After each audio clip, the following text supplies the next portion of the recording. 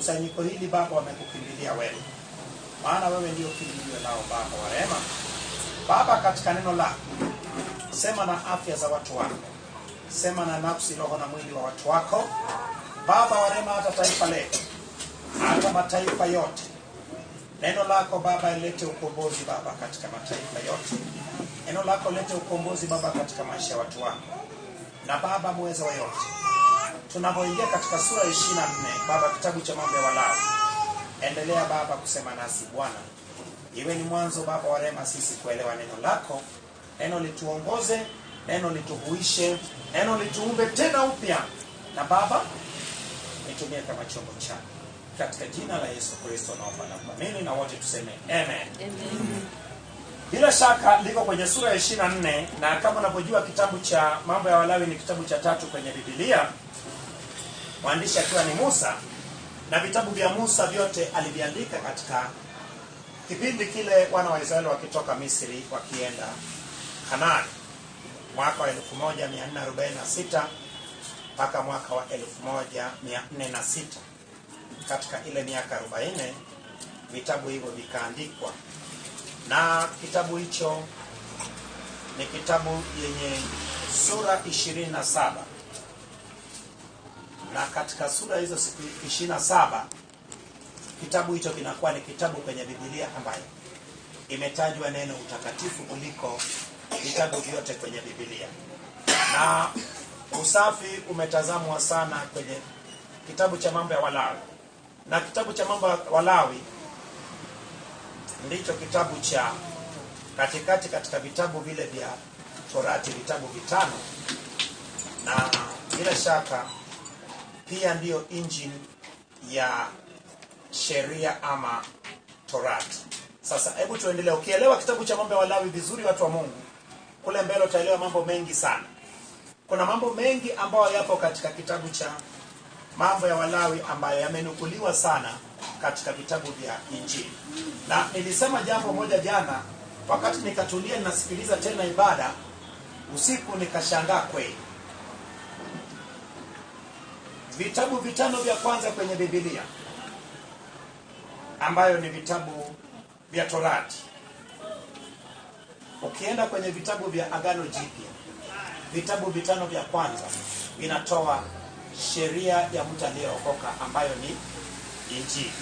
So watu wa Mungu, kwenye Biblia, kwenye Agano la Kale, Torati ilikuwa ni picha ama ilikuwa ni kivuli cha Injili. So kwenye Biblia naanza kuona kama kila kitu tunaanza kupata kuiunganisha na kukaa vizuri. Na mimi nasema kwa tutakapomaliza vitabu vya Agano la Kale, bila shaka tukiingia kwenye Agano Jipya itakuwa tamu kuliko jinsi ilivyokuwa mwaka jana. Wengi mwaka jana hawakunielewa vizuri kwa sababu hawakuwa na nia ya kusoma Biblia. Wengine waliishia njiani, wengine walianza njiani. Lakini wale tuliyeanza kwa pamoja, hebu tuende ili tuone Mungu anataka kufanya nini wakati huu. So kwenye sura ya 24 imeongelewa kuhusu mafuta na mkate wa uonyesho mbele ya Bwana, lakini pia imeongelea kuhusu aliyemkufuru Mungu katika hema pale katika marago. Kuna mtu aliyemkufuru Mungu, tutamuona na tutaona hiyo sheria pale Musa amhukumu, lakini Musa akisubiri mpaka Mungu anasema kuwa atolewe nje ya marago, apigwe kwa mawe mpaka kufa. Na hiyo ndio sheria ambayo itafanya Wayahudi wamuue Yesu, maana Yesu alisema yeye ni mwana wa Mungu, ina maana alikufuru. Tutaona kwenye Agano Jipya. So bila shaka watu wa Mungu, unapata picha kuwa kumbe waliyemuua Yesu ni wale ndugu zake. Ndio maana kumbe Biblia inasema kuwa adui wa mtu ni wa nyumbani mwake. So watu wa Mungu, hebu tuende taratibu tupate kuona japo mengi ya kujifunza. Na mimi nasema ya kuwa hebu nisomee kuanzia mstari wa kwanza, hiyo sura ya 24, utasoma kwa kutua ili tupate kwenda kwa jina la Yesu. Na mimi nasema hivi, kila neno kwenye Biblia inayo kazi yake. Yawezekana kuna kifungo kinatesa maisha yako, lakini hujapata kufunguliwa katika miaka yote uliyekaa kwenye wokovu. Lakini ni kwa sababu kupata kibali cha kupitia kila neno. Kuna neno ukifikia bila shaka inafungua tatizo lako, maana Biblia imebeba maeneo yote ya maisha ya mwanadamu. Lakini shida ni nani akuongoze ili upitie Biblia hatua kwa hatua mpaka ufikie mwisho. Sio jambo jepesi. Ndio maana kuna blabla nyingi sana. Kuna blabla kurukaruka huku na huku kwingi sana. Lakini je, ndivyo Mungu alivyosema? Mbona Torati watu walifundishwa kipengele kwa kipengele? Mbona sisi sasa hivi Biblia tufundishwi hatua kwa hatua? Yaani kitabu kwa kitabu, sura kwa sura, mstari kwa mstari, neno kwa neno. Kama imeandikwa kwenye kitabu cha ile wa Korintho, Timotheo wa pili, ile sura ya 3 mstari wa 16 kwa kila andiko lenye pumzi ya Bwana lafaa kwa nini? Kwa maonyo, kwa mafundisho, kuadabisha. So kwa nini mengine tufundishwi? Mbona wimbo liye bora tutufundishwi? Jana nikapitia kitabu, mtu alikuwa anasoma kitabu kimoja kinachohusu ndoa, imeandikwa na imani fulani, dhehebu fulani. Yule bwana akaandika, watu wa Mungu kujua Biblia saa nyingine inazo changamoto zake. Utakuta unakosoa mambo hata siyotakiwa kukosolewa. Imeandikwa kuhusu mahusiano kati ya bwana harusi na bibi harusi. Alafu anaelezea sasa juu ya bwana harusi kilichotokea mbinguni, ya kuwa Mungu akasimama akauliza amtume nani aje aokoe mwanadamu. Eti mbingu yote ikanyamaza, alafu Yesu akasema nitume hapa. Nikafumba macho nikasema huyo mtu nitakiwa nimpate kwanza, nichukue fimbo kwanza nimlambe bakora. Maana hakuna kikao kilichokaliwa mbinguni. Anaongelea ile Isaya sura ya 6, watu wa Mungu ambao Isaya anaona maono, anaona pale kwenye hekalu la mbinguni pindo la vazi la Bwana limejaza hekalu. Halafu Bwana, sio Bwana aliyeuliza, materafi ya kuwa atumwe nani? Isaya ndiye akasema nitume mimi. Ndipo sasa anaguswa kinywa chake na kaa la moto, na hata waimbaji wamekuwa akiimba jambo hili ya kuwa ni mtume nani? Nitume mimi. Yesu hakusema tumwe yeye ainue mkono juu, hapana. Watu wa Mungu, hapakuwa na kikao. Ile ni maono ambayo Isaya aliona. Ndio maana watu wa Mungu ninavyosema kuwa tujifunze tuelewe, Isaya alikuwa nabii wakati wa watawala wa gani? Wafalme nani na nani? Wafalme wale watano nani na nani na nani? Na katika nabii kwa taifa gani? Je, maono yapi? Umeona sasa? Ndio maana tutanyosha dunia. Hili jambo limekuwa nikiweka sawa kila siku. Yesu hapakuwepo na kikao eti Mungu akauliza nani ni mtume, alafu Yesu akasema. Ile ilikuwa ni maono ambayo Isaya alikuwa anafanya nini? Anaona. Yule sio Yesu. Alafu akatoa mfano mwingine pale kwenye bibi harusi na bwana harusi pale kwenye wimbo liye bora. Nikacheka sana. Nasema watu wa Mungu ya kuwa usipojua utadanganywa. Ukidanganywa andiko hilo halitakuwa na nguvu kwenye maisha yako, haitakuwa na impact. Ndio maana nasema hivi, kuna faida ya kujua vitabu hivyo vyote. Na vitabu hivyo vina muunganiko. The books have the link. Zimeunganika. Hebu tuende, lakini mimi nimejaribu kukupa picha ili uwe makini, mtu wa Mungu, usidanganywe. Na mimi nasema hivi, nikupe siri moja sana. I don't read just one version of the Bible. Sisomi aina moja ya Biblia. I do read several versions of the Bible. Watu wa Mungu, mtu unayejifunza Biblia lazima uwe makini sana. Ukipata kitabu alichoandika mtu ambao ni tafsiri ya Biblia, ukalichukua ukaweka, kama alitafsiri kwa ufahamu wake na akili yako imekupiga cheka. Ndio maana utakiwa usome Biblia version tofauti tofauti, alafu katika mwongozo wa Roho Mtakatifu upate mchanganuo, alafu utokeze na moja kati ya maana kutoka kwa Bwana. Lakini ukipata Biblia imetafsiriwa ukachukua ukasoma, kama mtu huyo amekaa vizuri katika uwepo wa Roho Mtakatifu na Roho Mtakatifu akakuongoza, sio mbaya. Lakini uwe makini sana. Unaweza ukasoma kitabu kizima, unaweza ukasoma version fulani, lakini maelezo ya eneo hilo usipate, imeelezwa vizuri hapo. Ndio maana watu wa Mungu unahitaji kuwa makini sana. Na mimi nataka niongoze watakatifu wa Bwana. Siku zijazo watu wataongea Biblia. Mtu atakaye kosa kurudi kujifunza Biblia, mchungaji ataitafuta kwa tochi, lakini atakuta dunia yote watu wamejua Biblia, wakianzia na washirika wa agizo kuu. Kila mmoja atawaza Biblia, ataongea Biblia, atakumbuka Biblia. Hebu twende moja kwa moja kwenye kitabu cha Mambo ya Walawi sasa. Nasoma kwa jina la Yesu. Bila shaka soma kwa jina la yeye aliye hai. Kisha Bwana akanena na Musa na kumwambia, waagize wana wa Israeli kwamba kuletee mafuta ya zeituni safi ya kupondwa kwa ajili ya ile nuru, ili hiyo taa iwake daima. Hapo nje ya pazia la ushahidi ndani ya hema kutania, Haruni ataitengeneza tangu jioni hata asubuhi mbele za Bwana daima. Ni amri ya milele katika vizazi vyenu, atazitengeneza hizo taa katika kile kinara kilicho safi mbele za Bwana daima. Bwana Yesu asifiwe. Ninapoanza kwa kinara taa ilikuwa katika sehemu gani? Kinara taa bila shaka napenda sana kufundisha pia na kuonyesha watu, maana ukiona utajua. Haruni atatengeneza taa. Taa ilikuwa inakaa wapi? Nilikwambia kuwa katika hema ya makutano palikuwa na kitu kinachoitwa maskani katikati ya hema ya makutano. Hiyo maskani ilikuwa imegawanywa mara mbili.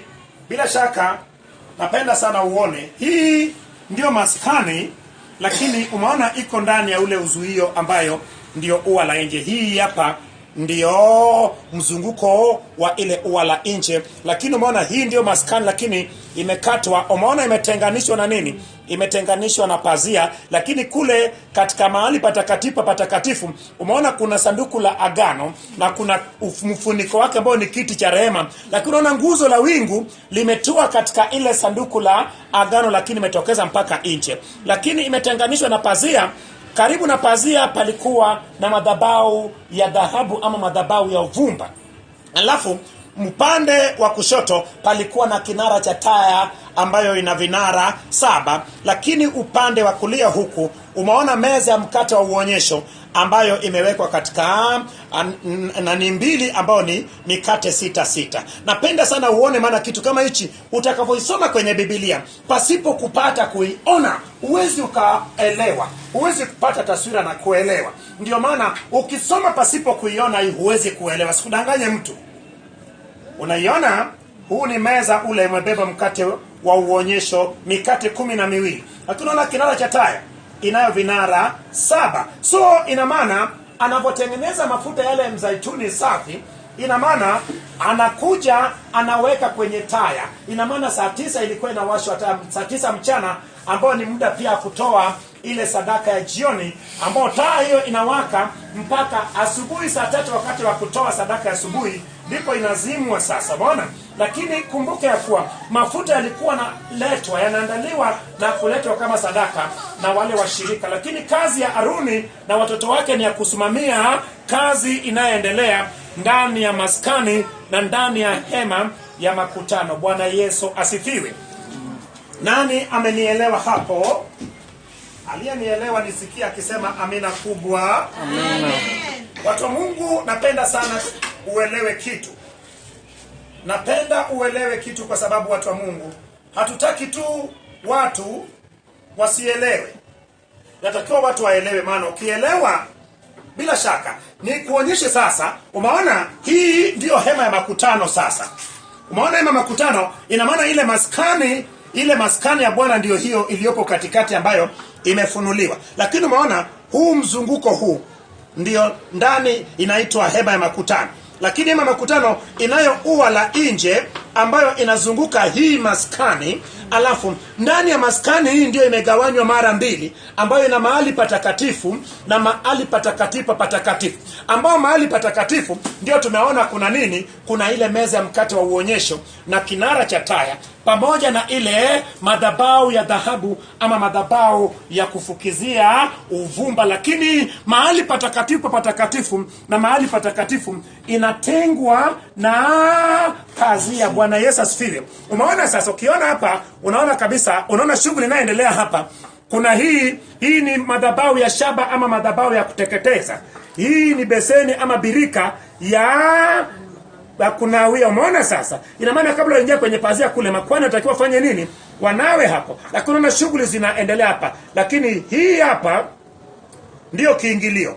Kiingilio kilikuwa ni kimoja ambao kilikuwa upande wa mashariki. Watu wa Mungu, hata kama ungesoma hii namna gani, pasipo kuona na kupata hiyo taswira huwezi kuelewa. Ndio maana ni lazim kabisa nieleze, alafu nilete picha yake upate kuona. Tutakapokuwa tunakwenda kule mbele, bila shaka tutaonyesha kila kitu ili watu wapate kujua, watu wa Mungu. Maana kama tuwezi kujua lengo la vitu hivi ni nini, ili watu wapate kuona, watu wapate kujua.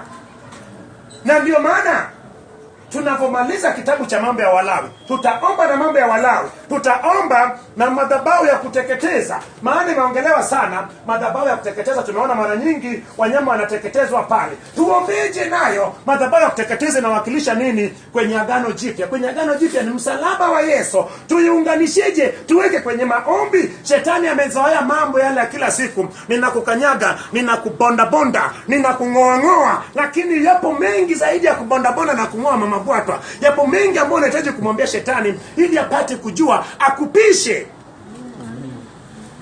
Nani anasema mchungaji, nimepata taswira? Hebu tupigie Bwana makofi makubwa kama unapata taswira. Hapa hayo ni makofi yangu. Hebu nisikie Bwana Yesu. Hebu tuende sasa kwa jina la Yesu. Amen. Nawe utatoa unga mwembamba na kuoka mikate 12 ya huo unga. Sehemu za 12 za efa zitakuwa katika mkate mmoja. Nawe iweke mistari 2, mikate 6 kwa kila mstari, juu ya hiyo meza safi mbele za Bwana. Nawe utatia ubani safi juu ya kila mstari. Nisikilize sasa. Umeona? Tunapoongea tumeshaongea habari za hii kinara cha taya. Umeona sasa?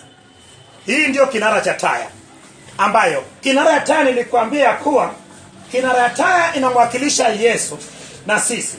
Umeona huo mstari uliyesimama? Umeona ule umesimama, alafu hizi 3 na 3 ni nini? Ni matawi yake. Yesu akasemaje? Akasema mimi ni mzabibu na nyinyi ni matawi, na Baba yangu ni mkulima. Ina maana sisi pasipo Yesu bila shaka tuwezi chochote. Ndio maana umeona hizi taya hizi matawi zimeshikilia kwenye ile nguzo iliyenyoka. Maana sisi ni matawi katika Kristo, lakini yeye ndio mzabibu, Baba yake ndio mkulima. Lakini mafuta yale yanawakilisha nini? Mafuta yanawakilisha Roho Mtakatifu. Kumbuka ya kuwa moto wa Bwana unatakiwa iwake ndani yako, lakini kupitia nini? Kupitia ile bubujiko wa Roho, kunena kwa lugha. Unaponena kwa lugha, ina maana moto unawaka. Lakini moto hapo uliwaka, taya iliwaka kupitia nini? Iliwaka kupitia mafuta iliyekuwa inakusanywa kutoka kwa wana wa Israeli, lakini Aruni akitia kila jioni. Bwana Yesu asifiwe. Lakini sio jioni tu, walikuwa nakaa huko, maana mafuta angeweza kuisha. Nitakuonyesha sehemu ambayo kuna mtu mmoja alikuwa nalala katika mahali patakatifu. Kuna mtu alikuwa nalala mahali patakatifu. Nani atakaye nijibu swali hii? Nani alikuwa nalala mahali patakatifu kwenye Biblia ametajwa? Samueli. Pigia Bwana makofi makubwa. Samueli alikuwa nalala nyumbani mwa Bwana. Taya zilikuwa zinafanya nini? Zinawaka. Kinara taya akasikia ameitwa Samueli, akamwendea Eli. Lakini muona sasa, alikuwa nalala mahali patakatifu. Hebu pata picha. Je, kumbe natakiwa tukae mahali patakatifu? Maana katika watu waliyekuwa waombaji walikuwa wawili. Mmoja kati yao kwenye Biblia kuna waombaji wawili ambao Mungu alitaja. Musa sawa, mwingine Samueli. Anasema kuwa hata kama angeomba Samueli na Musa, nisingewasamehe wana wa Yuda. So ndio maana ukitaka habari za kuomba, tutakwenda kwa Musa tuone mahali alipoomba. Tutakwenda kwa Samueli aliomba mpaka radi ikapiga. Samueli aliomba mpaka radi ikapiga. Wana wa Israeli wakaokota nyara, Wafilisti wakakimbia vibaya mno, na ikaokolewa siku 3. So tutaomba habari za kuomba, tutaomba mwaka huu. Amen. Tutaomba kweli kweli. Amen. Tutakwenda hatua kwa hatua. Ndio maana nasema hivyo, watu wa Mungu, kuna vitu vingine huwezi kuelewa. Hebu ungeambia kwa Samuel alikuwa analala mahali patakatifu. Hiyo mahali patakatifu unaijua? Unaielewa? Ndani ndio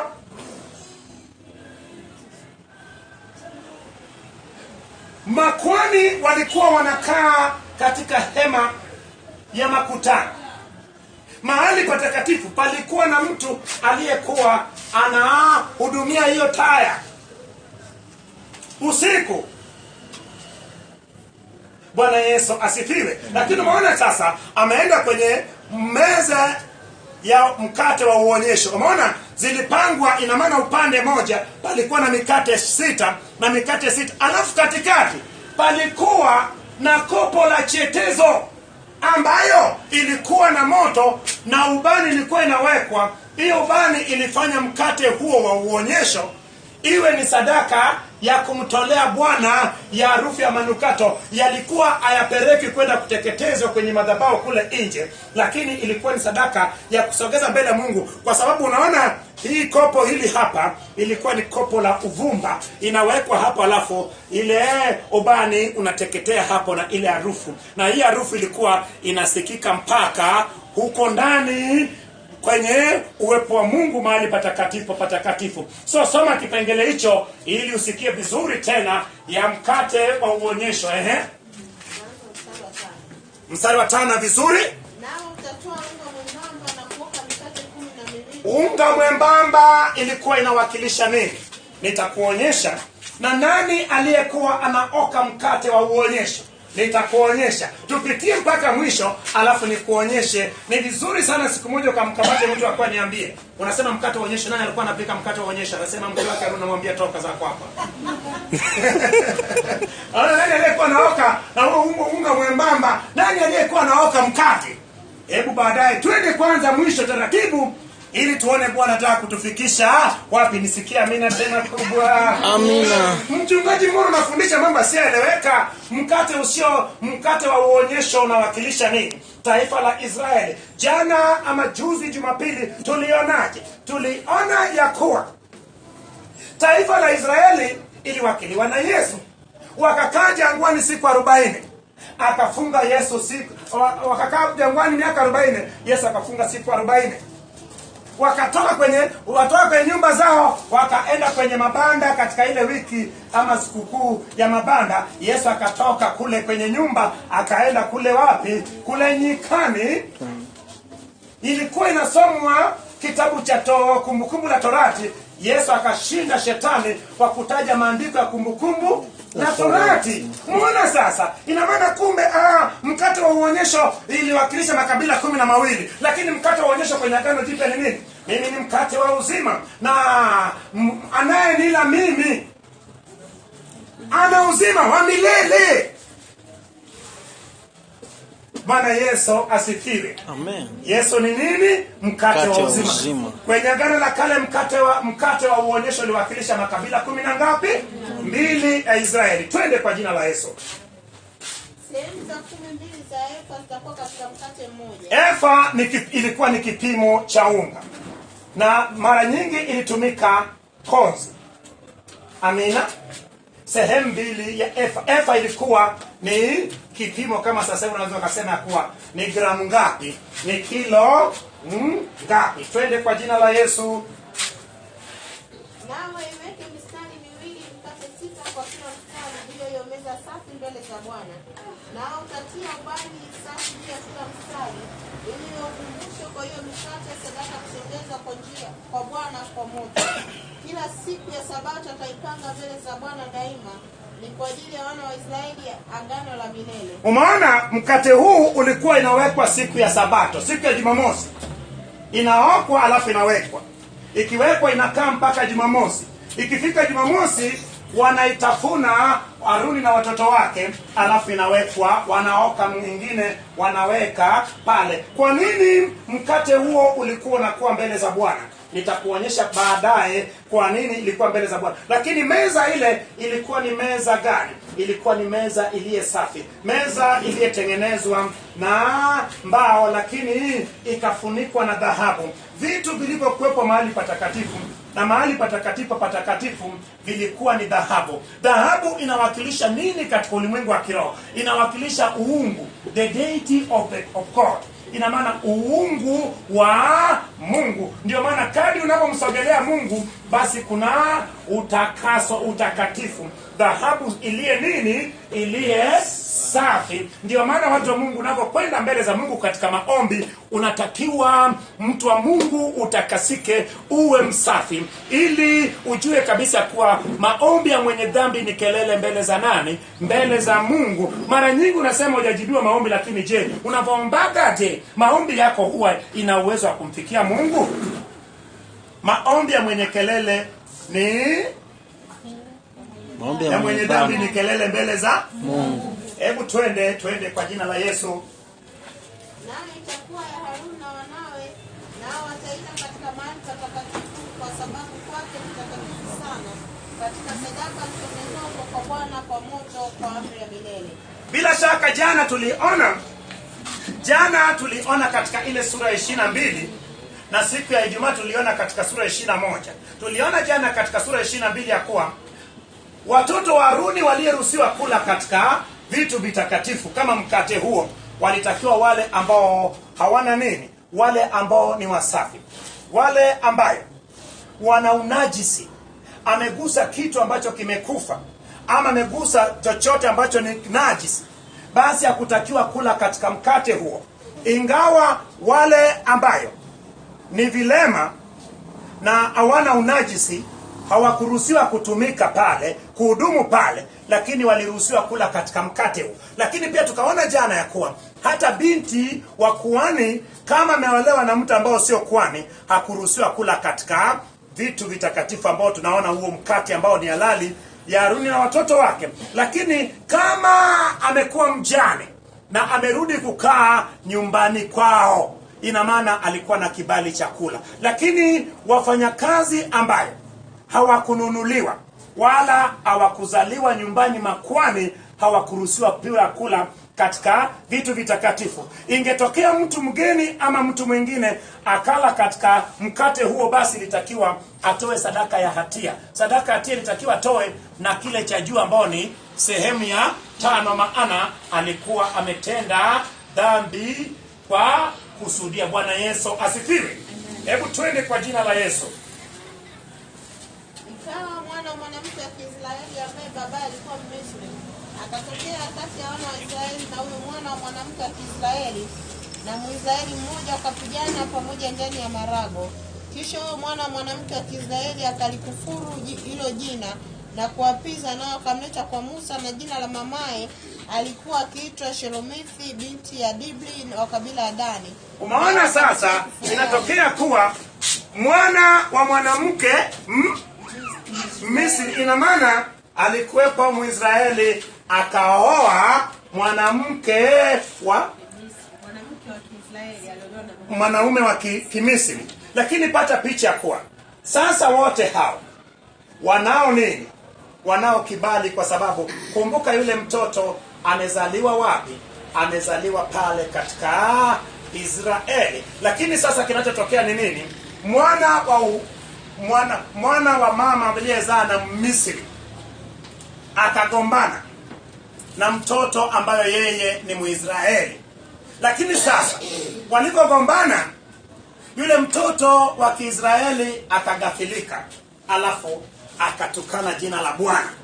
Lakini kumbuke ya kuwa bado zile sheria zilikuwa Mungu akasema na Musa alikuwa anaandika, zilikuwa hazijawekwa kwenye ife, zilikuwa hazijaanza kuchukua nafasi yake. Ndio maana utaona Musa hawezi kuchukua nafasi, maana hajapewa maelekezo, lakini atasubiria mpaka Mungu atatoa nafasi. Na watu wa Mungu, hiyo sheria tutaona kwenye Biblia watu ambao hiyo sheria iliwaonea.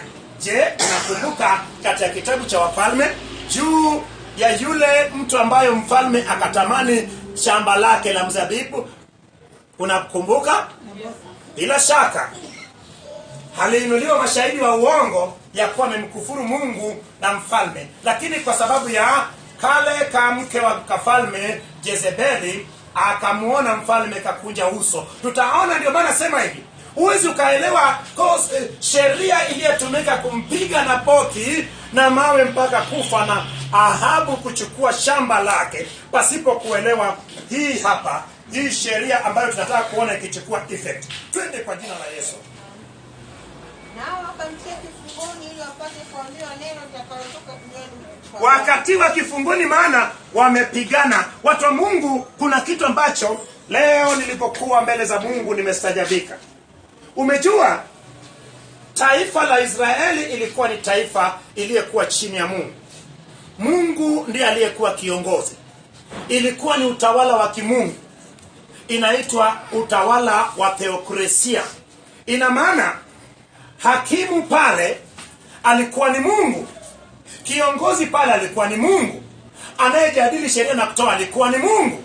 Sasa ndiyo maana watu wale ili wahukumiwe, amri zote na utekelezaji ilikuwa inatoka mahali pale patakatifu, kwa sababu pale ndio iliyekuwa hekalu, pale ndio iliyekuwa mjengoni, pale ndio iliyekuwa kila kitu pale. So kwa sasa hivi ndio maana muona watu walikuwa wanapigwa kwenye umewa kawaida. Kwa sababu gani? Hukumu ya mambo ya kimwili yalichukua nafasi katika ulimwengu wa kawaida. Lakini sasa hivi sisi ni wa Mungu, utawala wa theokrasia iko ndani yetu, lakini nje tunaishi chini ya utawala wa taifa. Iko mahakama, iko sheria ya nchi. Ndio maana ukienda kimwili tofauti na mtu, sheria ya nchi inakufunga. Ndio maana takiwa tuende kiroho, inakunyonga. Umeona sasa? Lakini ndio maana sasa hivi tunaishi, mambo yetu ni kiroho pamoja na ishi katika ulimwengu wa kawaida. Ndio maana hatutakiwi tena tusimame katika ile utawala ya kimungu itakapokuja sasa na kuchukua nafasi yake. Kwa sasa hivi bado iko ndani ya Joshua. Ufalme wa Mungu ni katika neno, na neno la Mungu inavokaa ndani yako, ufalme iko ndani yako. Lakini ipo wakati ambao watu wataondolewa, na wale ambao wamefunzu kuwa watakatifu na kurithi uzima wa milele. Sasa ina maana Yesu ataleta ile utawala tena ya theokrasia duniani kote katika ulimwengu wa udhihirisho. Na ndio maana sasa kinachofanyika, utakatifu utakuwa unatawala, maana hakuna kupigana tena, hakuna kukosa kitu tena. Nini? Kwa sababu Mungu alikuwa anaiandaa kupitia taifa moja, lakini walivyoikataa ikawekwa katika Kristo, na Kristo ameiweka ndani yetu. Lakini huko ndio tunakofanya nini? Tunakoelekea. Nione mtu anasema amen. Hebu twende. Na Bwana akasema na Musa na kumwambia, njoo huyu aliyeapiza nje ya marago, na wale wote waliomsikia na waweke mikono yao kichwani mwake, kisha mkutano wote na waamue kwa kumpiga kwa mawe. Umeona? Mtu ametenda mabaya, ilitakiwa ni wale waliyemsikia, inaitwa mashahidi. Ndio maana habari za Nabothi ilibidi mwanamke yule Jezebeli ainue mashahidi wa uongo. Walitakiwa wangapi? Wawili, maana imeandikwa lazima yupo mashahidi wawili ili iwe na udhibitisho. Lazima neno la Mungu liandikwe mara mbili. Usipate neno limeandikwa mara moja kwenye Biblia ukasimama nayo, lazima iwe na sehemu ya pili na ya tatu, ndipo andiko limefanya nini? Limedhibitika. Ndio maana mtu akupigwa kwa mawe pasipokuwa na mashahidi wawili, na ilitakiwa hao mashahidi ndio wawe wa kwanza waweke mkono juu yake, ili kama wamemsingizia basi damu yake iwe juu yao, na ilitakiwa wao ndio wawe wa kwanza kumpiga. Kwa nini? Kwa mawe. Hebu twende. Nawe nena na wana wa Israeli na kuambia, mtu awaye yote atakayemlaani Mungu wake atachukua dhambi yake. Nani anayeongea hivyo? Mungu. Umeona? Tayari wamefanya kosa, wamefungwa, lakini Musa amekwenda kusikia kutoka kwa Mungu. Mungu ndiyo hakimu, Mungu ndiyo kiongozi. Utawala wa Mungu ndiyo utawala wa mtu aliyeokoka. ndani yako inatakiwa utawaliwe na Mungu. Umeona sasa, Mungu anasema kuwa mtu atakaye kufuru jina la Bwana atatolewa nje ya marago, atakatiliwa mbali, ina maana atauawa. Bwana Yesu asifiwe. Je, wewe maisha yako unaongozwa na Roho Mtakatifu? Unaongozwa na Bwana? Wewe ni wa Mungu kweli? Wewe ndio Mwisraeli katika ulimwengu wa kiroho, unatakiwa uongozwe na Bwana. Watu wengi hawaongozwi na Bwana kwa sababu wanaongozwa na mashetani. Kama unaongozwa na Bwana, basi unatakiwa maisha aliyeishi Yesu duniani hapa na kushinda dhambi uyaishi. Kwa sababu watu wa Mungu, upole na utii ni jambo ambalo limekosekana katika mwili wa Kristo sasa hivi. Watata ni watu waliookoka, wauasama ni watu waliookoka, wabaya ni watu waliookoka, wazinzi ni watu waliookoka, wanaoachanisha ndoa za watu ni watu waliookoka, wanasema huyu sio wa kwako ni watu waliookoka, wanasema huyu ni jini, huyu sio mume wako ni watu waliookoka. Mungu umekaa nao miaka zaidi ya 10, mtu anakuambia ni jini, anataka kukuoa huyo. Hebu twende. Akishakwambia jini, ukishaacha huyo mwanaume anakutafutia mwanamume, ili ile uongo wake aliyemwambia kuwa nitakupa mume itimie. Asikuchagulie mume mchungaji, asikuchagulie mke mchungaji. Maana akikuchagulia mchungaji, hiyo ni chaguo la mchungaji. Hamwezi kuiva kwenye chungu moja. Huyo anampendeza mchungaji. Kama ni mwanaume, asikuchagulie mwanamke. Akikuchagulia mwambie huyo ni wa kwako mchungaji, huyo mimi sio wa kwangu. Bali Roho Mtakatifu akuchagulie mume ama mke, mchungaji akuongoze katika neno la Mungu itakaye kuongoza kwenye kupata mume ama mke. Lakini hii swala la kuunganisha, mchungaji anakuwa ndio mgawa mapande, anakuunganisha huku na huku. Anakuunganisha mapande alafu aseme Yesu anaweza. Ndio asiwezi kudumu. Wewe uolewe na wewe, wewe uolewe na wewe. Hiyo sasa ni amri, hiyo ni dikteta. Mungu sio dikteta. Mungu sio nani? Ameshasema baba. Yesu alisema tusiwaite watu baba. Kwa nini Yesu mwenyewe hakutaka aitwe baba? Alisema mnaye baba yenu mmoja, naye ni baba wa mbinguni. Kwa nini nakataa kuitwa baba? Nisije nikaota mapembe. Mchungaji, mbona sasa imeandikwa kwenye Biblia? Nani aliandika? Umejua nini, mimi najenga katika msingi ya Yesu. Yesu alisema tusimuite baba. Paulo ni Paulo ameandika nyaraka. Mimi naongea habari za Injili, usiniambie mimi. Paulo alijenga juu ya msingi wa Yesu. Mimi najenga juu ya msingi wa Yesu. Wanaagizwa kujenga juu ya msingi wa Yesu. Pige Bwana makofi. Amen.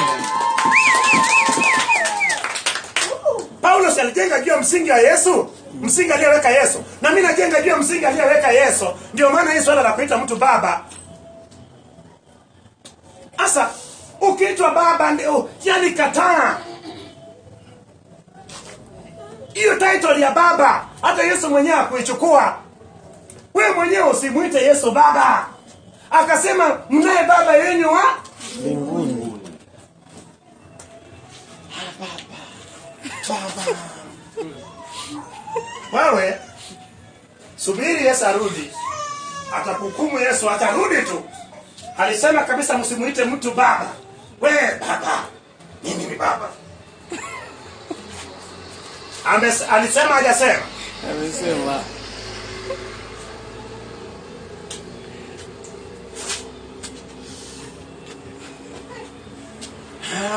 Paulo alisema kuwa Timotheo mwanangu.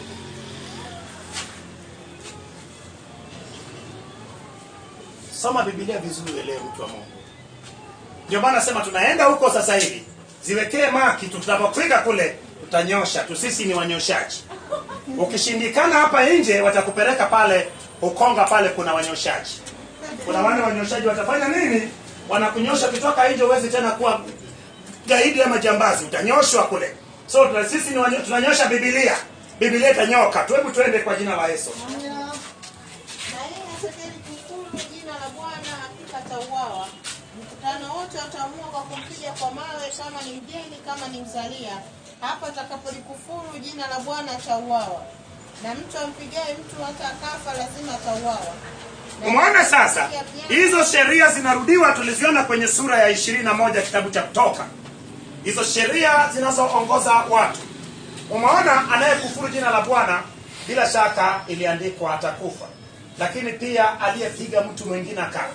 Lakini kumbuka, tangu mwanzo Mungu akutaka mwanadamu auwe mwanadamu mwenzake. Ndio maana katika ile Mwanzo sura ya 9 Mungu alisema kuwa asiwepo mtu anayemwaga damu ya mwenzake, maana akifanya hivyo nitataka damu ya mtu huyo juu yake. Ndio maana kumbuka ya kuwa pamoja na mtu anayekufuru, lakini waliyemsikia ndio waende waweke mkono juu yake, alafu ndio wao wa kwanza kuinua mawe kumpiga. Vinginevyo damu yake itakuwa juu yako. Na sasa hivi damu ya watu iko juu ya watu wengi. Hata wewe mwenyewe ulishatubu. Wangapi uliwaua kwenye maombi? Wangapi uliwaua kwenye maombi? Mchungaji, niliomba kabisa yule mchawi akafa. Yaani niliomba kabisa, yaani unarukaruka. Wewe unapojua jinsi Mungu anachukia watu wake kufa katika dhambi, ungeomba mema kwa ajili ya watu wa Mungu ili wampokee Kristo waende mbinguni. Sasa hivi mikono ya watumishi wa Mungu na watu waliookoka imejaa damu. Kwa sababu gani? Je, tunapowaua hawa watu katika dhambi wanakwenda wapi? Wakienda kwa shetani. Sisi ni watumishi wa Mungu ama wa shetani? Wa shetani. Ndio maana lazima ubadilishe mtazamo wako. Huu sio wakati wa kuwanyonga wachawi. Huu ni wakati wa kuombea wachawi waokoke. Funga roho ya uchawi ndani ya Mungu, ndani ya mchawi sitende kazi. Mtoe katika ule utumwa. Watu wengi wamerithishwa uchawi pasipo ridhaa zao. Hata wewe unayemtieka mchawi, kumbuka huyo ndugu yako, yeye ndio nyota yake ilikuwa nzuri, akatwikwa uchawi. Hujui kama singekuwepo wewe ndio ungetwikwa uchawi. Mungu amefanya umeokoka. Omba ili ule uchawi wa baba yako, mama yako itoke, uchawi itoke, na yule mtu awe huru. Ndio maana tuwaendee. Yesu akasema, waendeni nani? Kama sisi tukiendea watu waliookoka, tuendee wale watu wasiojiweza. Mchungaji, umejua unaunga wakono wachawi bwana. Isije kama wewe mchawi. Siku utakaponiona naenda mbinguni, utalia machozi ya damu. Muulize Kambezi mlango wa safina ilipofungwa. Muulize Kambezi siku utakapokutana naye huko motoni, ya kweli kwaje mwenzangu atakwambia, bwana mimi nilijenga safina na Nuhu, tena nilifanya kazi kuliko watoto wake, lakini kamdundiko kalinivutia nikijua ya kuwa mimi nitafunguliwa mlango. Akazama kwenye mdundiko. Mvua ilipoanza, Kambezi anasema, sasa tuliyefanya kazi sasa tuende tukapokea ujira. Anasema, Musa na Yona na Noa, nifungulie Nuhu. Anamwambia, nani? Kambezi. Bwana, mimi sijafunga mlango. Aliyefunga mwenyewe kaondoka na funguo. Chunga sana mwenye nyumba asifunge mlango wakati uko nje. Ndio maana Yesu akasema kwa wengine watatupwa nje pamoja na walitoa pepo kwa jina lake, walitabiri kwa jina lake. Swala la mtu kusema yeye nabii, hiyo haina vigezo vya yeye kuwa ni mtu anayekwenda mbinguni. Swala la mimi kusema natoa mapepo, hiyo haitoshi kusema kuonyesha ninakwenda mbinguni. Lakini matendo yangu yanayoambatana na yale ninachofundisha, matendo yaliyo mema, tutambuaje? Kwa matendo yetu. Matendo yangu yanaendana na yale ninayofundisha. Je, matendo yako yanaendana na yale unayosoma kwenye Biblia? Je, yale unayofundishwa na wewe kwenye matumizi? Nikienda pale kazini kwako, je, wewe ni ushuhuda uliye hai? Wewe ni ushuhuda kweli? Kuna watu wengine akiwa kazini, yani ana rangi za ajabu kabisa. Wanasema walokole wanapita hao. Wanaacha. Je, wewe ni ushuhuda? Mimi nitapiga hodi pale nako shinda kwenye kijiwe. Nije nione vimbwenga vyako pale. Ama wokovu wako ni kanisani. Usije kama wewe ni mbwa mwitu umezaa nini? Umevaa ngozi ya nini? Ngozi ya kondoo. Itabidi nianze kuchunguza. Na kuja kwenye mtaa wako pale natembea. Nauliza, hebu niambieni habari za huyo dada Pendo. Je, habari za dada Pendo zikoje hapa? Huyu dada yukoje huyu dada? Sema, kale kadada, ataneni naye kabisa. Nataka nije huko. Maana sije kaa nafundisha watu alafu wanaishi kinyume. Nini? Kazini kwako pale nitapiga hodi. Mimi nataka nikuongoze uende mbinguni. Itanifaidi nini? Yesu alifundisha injili ya kuwa tubu uache dhambi uende mbinguni, ama ufe katika dhambi uende motoni. Yesu alifundisha hiyo. Lakini sasa hivi watu wamiliki duniani hapa. Itakufaidi nini umiliki dunia yote alafu mbinguni ukose? Bora usimiliki hapa lakini mbinguni uende. Hamjua mchungaji, mimi siwezi kujua habari za baadaye. Imani ni nini? Kuwa na uhakika kwa mambo tarajiwayo, bayana mambo yasionekana. Hebu twende. Hizo ni lugha za wanayetenda mabaya. Na atakayempiga mnyama atakafa atalipa uhai kwa uhai. Na mtu akimtia mwenziwe kilema vile vile kama alivyofanya, naye atafanyiwa vivyo. Jeraha kwa jeraha, jicho kwa jicho, jino kwa jino. Vile vile kama alivyomtia mtu kilema, naye atalipwa vivyo. Umeona? Hiyo habari ya jino kwa jino ilikuwa wapi? Ilikuwa kwenye Torati. Jicho kwa jicho, chibuo kwa chibuo. Umemfanya mwanamke ametoa ujauzito, mtoto amekufa, na wewe bila shaka. Jino kwa jino, jicho kwa jicho, uhai kwa uhai. Lakini sasa hivi Yesu alikamilisha. Nitakuonyesha kwenye Agano Jipya Yesu alifanyaje. Ndio maana Agano la Kale haikukamilika mpaka ujio wa Yesu, na injili ndio imekamilisha nini? Imekamilisha Torati. Torati ilikuwa na mapungufu. Umeona hapo? Jino kwa jino, jicho kwa jicho. Lakini sasa hivi je, makanisani jino kwa jino, jicho kwa jicho. Mtu akikutukana na wewe unamporomoshia matusi, wewe utakosa kwenda mbinguni Michael. Swala la mtu amekutukana huko nje alafu naona kuja kumtukana, acha. Kwanza upole na unyenyekevu uko wapi wa Yesu? Yaani mlokole isitokee kwa bahati mbaya ukanyage mguu wake, utajuta kuzaliwa. Ni bora upambane kule na mtu ambaye ni mlevi kuliko kupambana na mchungaji au mtu aliyeokoka. Yaani kinachokukuta unakanyaga mguu wa mtu aliyeokoka, ama ni mchungaji ama askofu, hatari tupu. Bora pambane hata na simba kule porini, atakuonea huruma.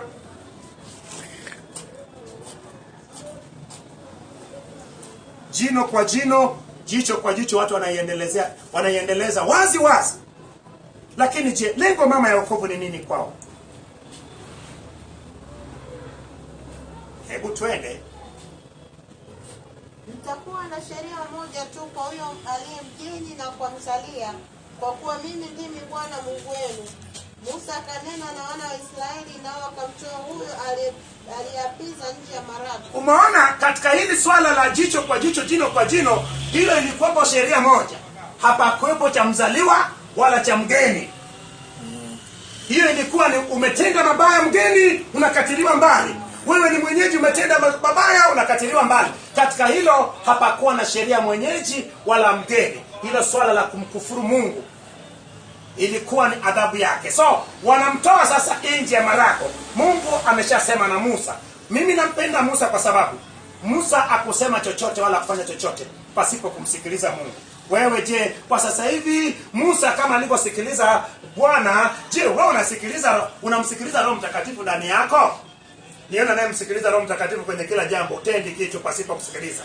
Wewe niona anasema mimi kila kitu ninachofanya lazima nimsikilize Roho Mtakatifu anayekaa ndani yangu, maana mimi ni hekalu la Roho Mtakatifu.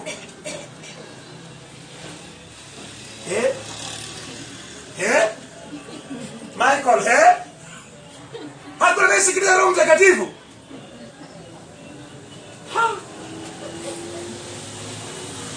Toba.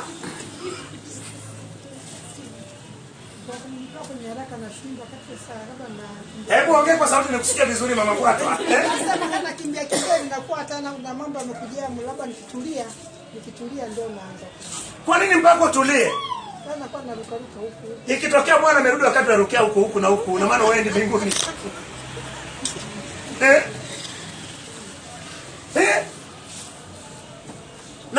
kabisa kuanzia leo, chochote unachofanya kwenye maisha yako, mtu wa Mungu,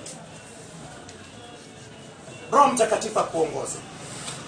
Na ukiwa na kwa nini mimi nakaa hapa nafundisha watu kila siku? Kwa nini kwenye ibada naruhusu maswali yanaulizwa? Ninayo mahusiano mazuri na Roho Mtakatifu. Ninampendeza Roho Mtakatifu. Nimejenga urafiki na Roho Mtakatifu. Naongozwa na Roho Mtakatifu. Sifanyi chochote pasipo. Ndio mara nyingi unaweza kaniuliza swali nikakwambia bwana hebu subiri kidogo nitakujibu baadaye. Lakini muda wa kwenda kumwambia Roho Mtakatifu habari hiyo. Usiwe mtu ambaye una kila kitu unajibu pale pale. Kama una Roho Mtakatifu na anatenda ndani yako, basi jibu papo kwa hapo. Kama Roho Mtakatifu alivyokuwa anatenda ndani ya Yusufu. Yusufu akatolewa gerezani, akamwendea mfalme Herode. Akamwambia wewe ndio kijana Mwebrania anayetafsiri ndoto. Akasema si Bwana tafsirie ndoto. Bwana atafanya nini? Atamtafsiria Farao nini? Ndoto yake. Lakini pale pale akasema Farao naseme ndoto yake. Akamtafsiria pale. Farao akasema, akamuuliza ya kuwa tufanyeje? Wala hata kumuuliza, akatafsiri akasema na kinachotakiwa suluhisho ni hii hapa. Fanyeni 1 2 3. Farao akasema tumpate wapi mtu mwenye roho ya Mungu kama huyu? Mwenye roho ya Mungu kama. Je, angesema kwa mimi ndio natafsiri? Farao angesema tumpate wapi mtu kama huyu? Ndio maana aminisha watu katika Yesu. Sema hata hapa ninachosema ni Bwana ndiye anayesema. Bila shaka watu watamamini Bwana. Lakini usiaminishe watu kwako ya kuwa mimi ndio naomba, lakini mimi nina uwezo, mimi ndio nafanya vyote. Wewe ufanye vyote. Bwana ndiye anayefanya yote. Bwana Yesu asifiwe. Amen. Na kuomba kuanzia leo, anza kujenga mahusiano mazuri na Bwana.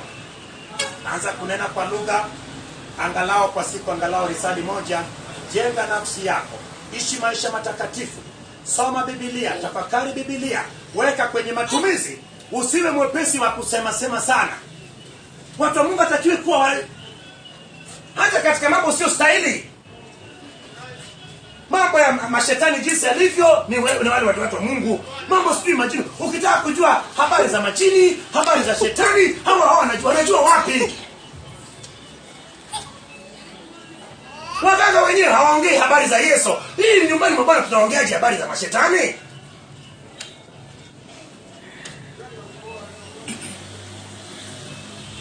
Habari za Yesu yenyewe hatuongei inapotakiwa. Tufundishe watu Biblia. Hata ukisema tu kila siku fundishe sura moja, unaweza kufundisha Biblia miaka 10 hujafanya nini?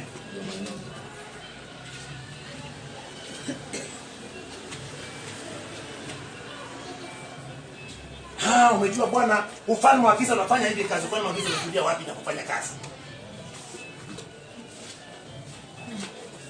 Tuache kudanganyana Bwana. Tufundishe watu jinsi ufalme wa Mungu unafanya nini? Tunapofanya kazi. Sisi ni wajumbe wa ufalme wa Mungu. Tunafundishaje ufalme wa giza? Mbona wafalme wa giza, wale wajumbe wa ufalme wa giza hawafundishi ufalme wa Mungu kule? Mganga huwezi kuta anaongea habari za Yesu na ufalme wa Mungu.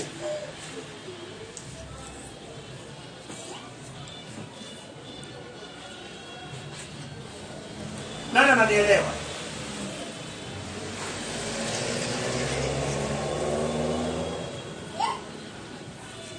Mimi siku nimekukuta hapa unafundisha, alafu nafundisha majini jinsi yalivyo hapa, mimi nitakuchukua vibaya mno. Niliwahi kumwambia Faraja sinitanie kabisa, eti nafundisha jini Samson unafanyaje? Hao jini Samson wanafanyaje? Mbona unafundisha watu jinsi malaika wanapofanya kazi? Fundisha watu malaika hapa aina ngapi? Watu wajua habari za malaika, wanajua habari za jini Samson, jinsi anavyonyonga watu. Jini Maimuna jinsi anavyomuna watu. Lakini mtu hajui Yesu yukoje. Hajui Yesu alichukua nafasi ya yule kafara dhambi ya jui. Lakini unakuta watu wa Mungu ndio wanajua habari za eti kuna mpaka jini Kigoti. Unashangaa. Lakini mbona malaika? Mtuambie wako malaika aina ngapi? Hii Joshua iko sawa? Wewe leo unaenda kwa mganga kula kaza kuambia habari, hebu kaa hapa nikueleza habari za Yesu. Mmoja Yesu Bwana, umewahi kusikia? Umewahi kusikia mashetani wanaongea habari za Mungu? Hata Mungu, hebu tu wote waliomwacha Mungu wamrudie Mungu. Tunawapenda, tunawaombea mema. Hatutaki waende motoni. Lakini wakishupaza shingo watakwenda wapi? Motoni. Motoni. Hebu tuende mchungaji. Mchungaji, mimi nataka tuende wote mbinguni, ndio maana naongea haya. I want all to inherit eternal life. Sasa hata mmoja apotee, maana mimi nimeitwa kwa ajili ya wote. Ndio maana nahubiria bishop, nahubiria askofu, nahubiria mpaka papa. Kama anaweza kunisikia, nisikie. Maana Yesu akusema kuwa injili kila mtu ataipokea. Amesema injili ihubiriwe. Umeisikia, umeikubali, hujaikubali, lakini umefanya nini? Umeitia masikioni. Ndio maana tunaihubiri. Mwana wanapohubirika majini, tuna masikio yetu yanasikiaga. Hebu tuende kwa jina la Yesu. Yaani utashangaa kweli, wewe fungua mtandao yaani hizi uchambuzi sijui ya mashetani imekuaje watu wa Mungu. Isije ikawa watu wanatangazia ufalme wa nini? Wa giza. Hamjua bwana wewe usipitanie kabisa, mimi nitakuvua kabisa. Wewe lazima unanivua. Wewe umejuaje kama mimi ni wana wa shetani? Kuna vitu ambavyo watu wa Mungu, mimi namshukuru Mungu, masikio yangu yamefunguka, macho yangu yamefunguka, ndio maana naona. Na nisema kuambia wewe, nani akwambie wewe?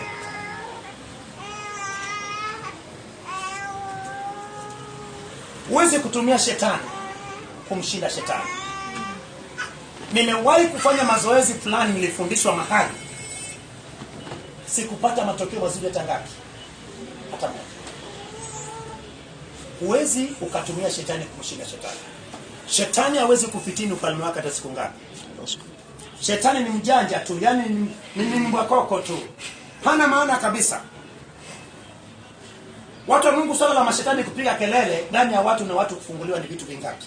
Two different things. Swala la kutibua that is nothing. Kuna mashetani makubwa hayapigi kelele, yanaondoka kimya kimya. Mtu ametoa hewa chafu, limeondoka hivyo hivyo. Mtu katapika, ameondoka hivyo hivyo. Mtu kachewa, kaondoka hivyo hivyo. Hii swala la kutibua mashetani kupiga kelele, that is nothing to me. It doesn't bother me. It doesn't give me any problem with anybody. But I know one thing. Removing the devil inside somebody and making the devil to shout, these are two different things. Mimi ni mtoaji wa mashetani ndani ya watu miaka mingi, hata wewe unajua. Najua.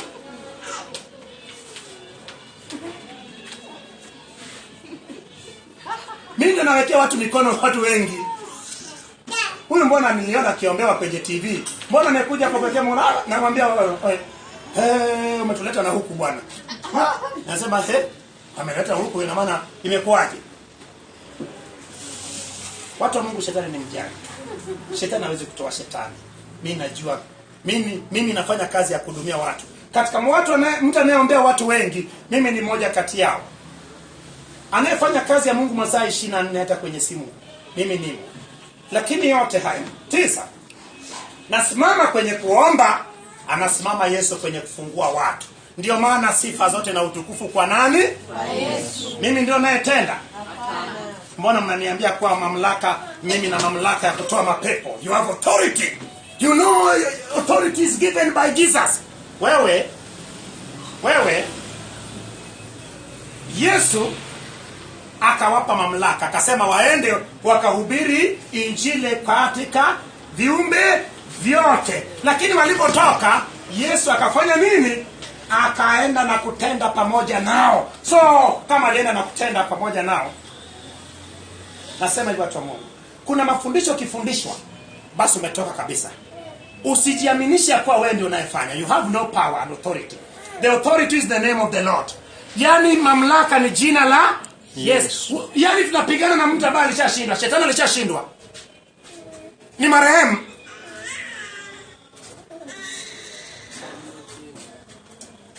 Hebu twende mchungaji. Wakamuua kwa kupiga kwa mawe, wana wa Israeli wakafanya kama Bwana alivyomwagiza Musa. Amen. Bila shaka tunaona anapigwa kwa mawe, lakini wana wa Israeli wanafanya jinsi Bwana alivyomwagiza Musa. Umeona sasa? Ina maana wakati wa sheria kuchukua nafasi yake ilikuwa bado ilikuwa inatolewa. Ndio maana bado haikuanza kutumika. Sheria hizi nyingi zinakwenda kuanza kutumika katika kitabu cha Hesabu. Watakapoanza safari sasa ndipo hizi sheria zitaanza kufanya kazi. Lakini hii sheria ya mtu aliyekufuru tunaiona ndio sheria inaanza kufanya kazi wapi? Pale. Ndio maana ilibidi Mungu ndio atoe maamuzi. Ndio maana wana wa Israeli wakafanya kama Bwana alivyomwambia nani? Musa. Sasa tuone mambo machache watu wa Mungu, maana lengo letu ni tupate kujua kila kitu. Bila shaka tumeona mwanzo, tukiona ina maana hiyo sura ina dondoo 4. Kinara ta, mkate wa uonyesho, kumkufuru Mungu na yule mwana Mwisraeli, alafu na hukumu ya kumkufuru Mungu. Inazo dondoo 4. Nione mtu ambaye alipata pia hizo dondoo 4 katika kufupisha kwako, kama ulipata dondoo 4. Naona watu waniangalii sasa. Bila shaka kesho nitaanza kukagua hizo dondoo kama ni kweli tuko pamoja ama nakwenda mwenyewe. Nisije nikaenda mwenyewe mtoto wa mtu ukabaki. Maana hata Lutu mwenyewe alikuwa anajua anakwenda na mke wake, kumbe mke alishabaki nyuma kule. Nisije nikaenda mwenyewe. Bwana Yesu asifiwe. Kinara cha taa, bila shaka mafuta safi iliwakilisha utakatifu wa Roho Mtakatifu. Kwa sasa hivi watu wa Mungu, tunahitaji mafuta tena? Hatuhitaji mafuta tena, kwa sababu Roho Mtakatifu ndiyo anayewakilisha mafuta masafi. Na Roho Mtakatifu sasa hivi moja kwa moja yeye yuko ndani yetu. Bwana Yesu asifiwe. Na bila shaka watu wa Mungu, Roho Mtakatifu anapokuwa ndani yako, utakuwa unachemka, unabubujika. Nini ububujiko? Kwa sababu bila shaka kazi ya mafuta katika hema ya makutano ilikuwa ni kufanya ile taa iwake usiku kucha. Lakini kwa wakati huu, kumbuka ni usiku umeendelea sana sasa hivi. Wakati tulio nayo ni wakati wa usiku. Ina maana tuko katika nyakati za mwisho. Ndio maana Roho Mtakatifu lazima kae ndani yako, adumu ndani yako. Bwana Yesu asifiwe. Atakiwa adumu ndani yako. Ilikuwa ni sherehe. Hebu tuone soma Yohana 14 sura 16 mpaka 17, alafu Michael utasoma kuanzia Waebrania sura ya 9 kuanzia mstari wa kwanza. Tuone sasa. Tunahitaji tuunganishe, tuone ilikuwa ni kivuli cha nini kwenye agano jipya. Bwana Yesu asifiwe. Hebu soma Yohana 14 Yohana kuanzia mstari wa 16 mpaka 17. Alafu Michael atasoma Waebrania 9 mstari wa kwanza kuendelea. Nami nitamwomba Baba, naye atawapa msaidizi mwingine, ili akae nanyi hata milele. Umeona ile imeandikwa pale ya kuwa itakuwa ni sheria. Ile swala la taa ile kuwaka pale ilikuwa ni sheria ya kudumu katika vizazi vyao vyote. Ina maana wangetunza ile agano. So kwa sasa hivi watu wa Mungu, kadri unavyoendelea kuishi, Roho Mtakatifu unatakiwa ufanye nini? Adumu ndani yako milele. Na maana Roho Mtakatifu ndiye anayetufunulia kumjua Yesu. Yeye ndiye anayeshuhudia habari za Yesu. Yesu akasema kuwa atamuomba Baba yake, atatuletea msaidizi mwingine, naye atakuwa ni mfariji, atakuwa ni msaidizi, atakuwa ni mwalimu, naye atadumu ndani yetu. Je, Roho Mtakatifu anadumu ndani yako? Niona nasema mchungaji yupo ndani yangu. Wewe Joshua, wewe yupo ndani yako kweli? Wewe mbona mkono wenyewe mnainua hivi? Yupo ndani yangu. Wewe una uhakika? Hebu nimsikie kama yupo.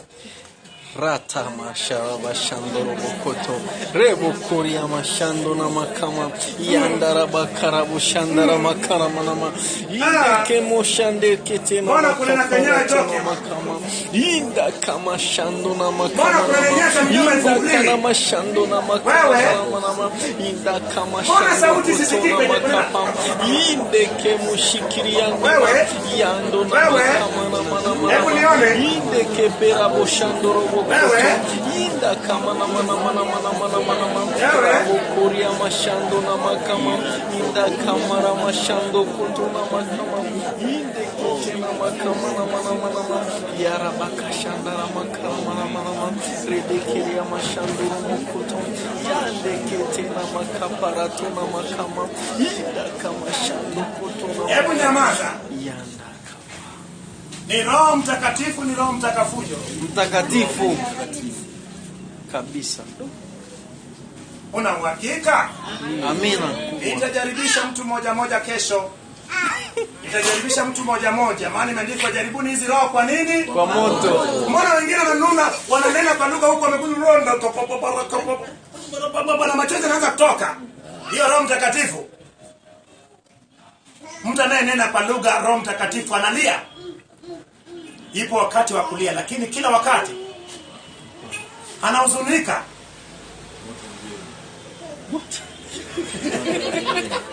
Moto Akigeni. nina washangaa, maana naona wakati wa kunena kwa lugha wengine wamechuna, wengine wamenuna, wengine mdema funguli. Hiyo ndio bubujiko.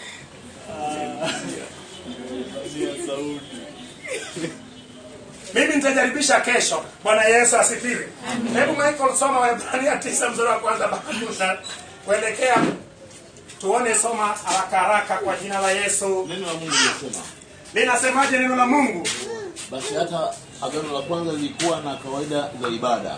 Umeona, agano la kwanza lilikuwa na ibada, kawaida ya ibada. Ibada gani? Umeona, ibada zao zilikuwa ni kwenye zile sadaka zilizofanya nini? Zilizotolewa. Lakini sadaka hizo Yesu alishazikamilisha. Ndio maana ibada yetu ni katika jina la Kristo. Ndio maana watu wa Mungu, ibada zilizokuwa zinaongozwa na kuelekezwa katika siku ya Sabato, watu wa Mungu, Yesu ndio wa kwanza kuharibu Sabato.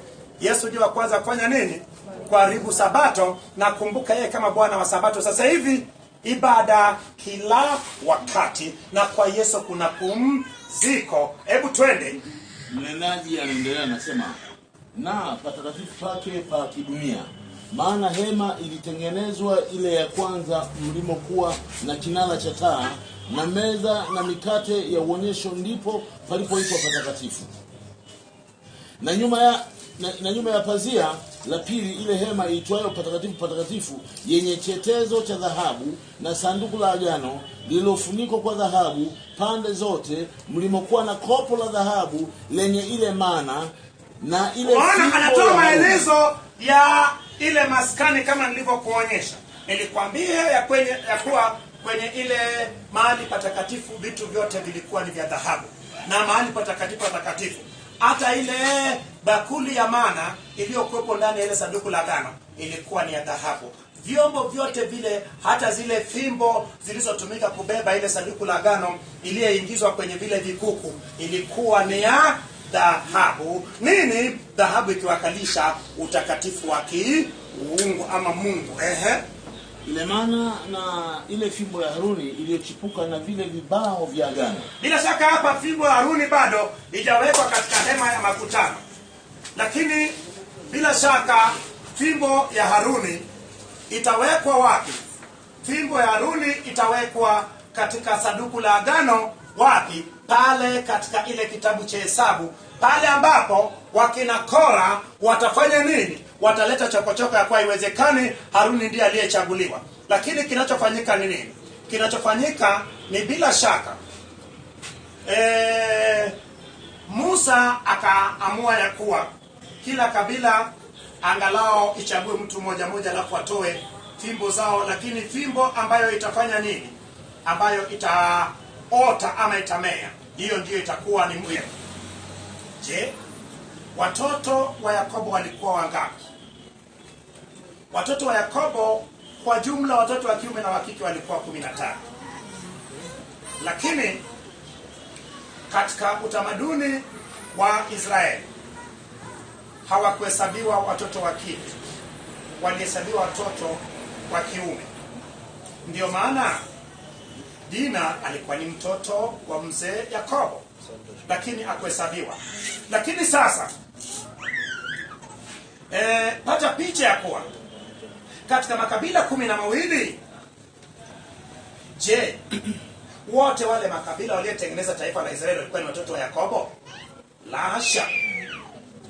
Wako watoto wawili wa Yusufu ambaye walitengeneza taifa la Israeli, Efraim na Manase. Sasa naomba unisikilize kidogo kwa makini ili upate kuelewa. Kama unapojua, mzaliwa wa kwanza wa Yakobo alikuwa ni Ruben. Ruben alikuwa ni mtoto wa Lea. Kama unapojua, Yakobo alipotoka kwao na Kanani na kwenda kule panda Harani kwa mjomba wake, akimkimbia Esau, lakini pia kwa lengo la kupata mke ambayo alimchagua, ambayo ni Raheli, na akaamua kutumikia miaka 7 ili alipe mahari. Aliishia kupewa dada yake mtu ambao ni Lea. Lakini sasa Lea akazaa watoto wa 4 haraka. Akamzaa Ruben, akamzaa Simeon, akamzaa Lawi, akamzaa na Yuda. Kisha akafunga kupata watoto. Na kwa wakati huo Raheli, Mungu alikuwa amefunga tumbo lake. Watu wa Mungu, matumbo wanayotaka kuzaa watoto ambao ni watoto kweli, kwa inapata upinzani. Ndio maana kama umechelewa kupata watoto, isikupe shaka, kwa sababu ili mradi umekaa katika neno la Mungu la kweli, unamtazamia Bwana, hakuna jambo gumu la kupata kumshinda Kristo. Sasa baadaye palikuwa na desturi ya kama upati watoto, unachukua mjakazi wako, unampa mume wako, anapata naye watoto, alafu wanakuwa watoto wako. Ndio maana Raheli akachukua Bilha mjakazi wake, akampa Yakobo. Yakobo akazaa na Bilha watoto wawili. Wa kwanza alikuwa ni Dani, alafu wa pili alikuwa ni Naftali. Sasa kumbuka, unapotaja watoto wa Yakobo jinsi walivyozaliwa, usifanye makosa. Mtoto wa 5 wa Yakobo alikuwa ni Dani, mtoto wa 6 alikuwa ni Naftali. Lakini sasa Lea alipoona ya kuwa mdogo wake kafanya vile, na yeye akachukua mjakazi wake aliyeitwa Zilpa, akampa Yakobo. Alipompa Yakobo, Yakobo akazaa naye Gadi na nani na Asheri. Umeona sasa? Ina maana mtoto wa 7 akawa ni Gadi, mtoto wa 8 akawa nani?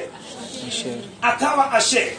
Baada ya hapo sasa, basi tayari Ruben kashakuwa kabisa,